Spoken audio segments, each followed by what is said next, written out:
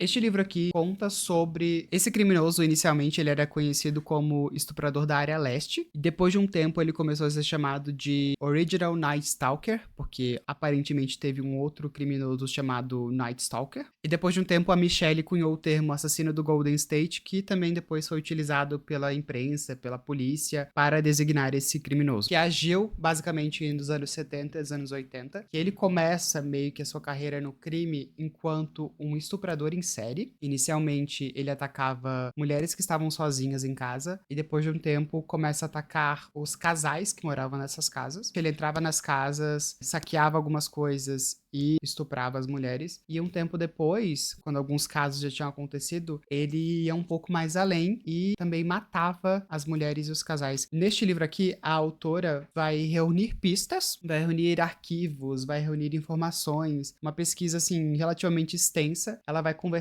com pessoas que trabalharam nesse caso. Ela vai, com a ajuda desses detalhes, com a ajuda também de outras pessoas que pesquisam o mesmo crime ou os mesmos crimes, com a ajuda de muita coisa, ela tenta criar uma linha do tempo e também mostrar, né, quais seriam esses possíveis suspeitos, conta um pouquinho sobre cada um dos casos, ou pelo menos os que ficaram mais em evidência na época. Vai mostrar o modus operandi dele, vai mostrar como ele foi evoluindo na maneira como ele realizava esses crimes. Mostra também as inconsistências desse caso, mostra como a evolução do DNA ajudou a criar algumas pistas, mas também, em alguns momentos, deixou mais pistas falsas para os investigadores. E aí tem um negócio, né? Como esses crimes aconteceram basicamente por 20 anos e depois de um tempo esse assassino, ele some, as coisas ficaram meio paradas. Apesar de que o DNA foi evoluindo e eles conseguiram ligar crimes, né? Nas décadas em que esses crimes aconteceram, as polícias, os departamentos dos distritos da Califórnia, eles não se conversavam. Então, às vezes, um crime que acontecia no norte do estado e um crime que acontecia no sul, que poderiam ser pelo mesmo criminoso, eles não conseguiam ter essa conversa para saber que era exatamente a mesma pessoa. Então, quando o DNA surge, eles conseguiram ligar vários desses crimes e eles acabam percebendo de que, assim, o criminoso que eles pensavam que tinha feito poucas coisas termina tendo, assim, muitos casos na conta dele. Esse livro foi sendo escrito na década de 2010, quando esses crimes eles não tinham sido resolvidos ainda. A autora acaba falecendo em 2016, com o livro não sendo publicado. Ela faleceu e o livro não tinha ficado pronto. Esse livro, ele é escrito pela Michelle, mas também ele é escrito pelos editores do livro e também tem a ajuda do marido dela. Ela morreu em 2016, esse livro foi publicado em 2018. Eles publicaram o que eles tinham, né? Eles publicaram as informações que eles tinham. Porém, 2 meses após o lançamento desse livro nos Estados Unidos, o assassino, né, ou o criminoso, ele foi pego. O problema desse livro é que ele não conta o que levou à prisão desse homem. Reúne essas informações, porém, ele não fala como chegaram nisso. Eu acho que talvez esse seja o maior erro desse livro, ou, né, um dos maiores problemas dele. É que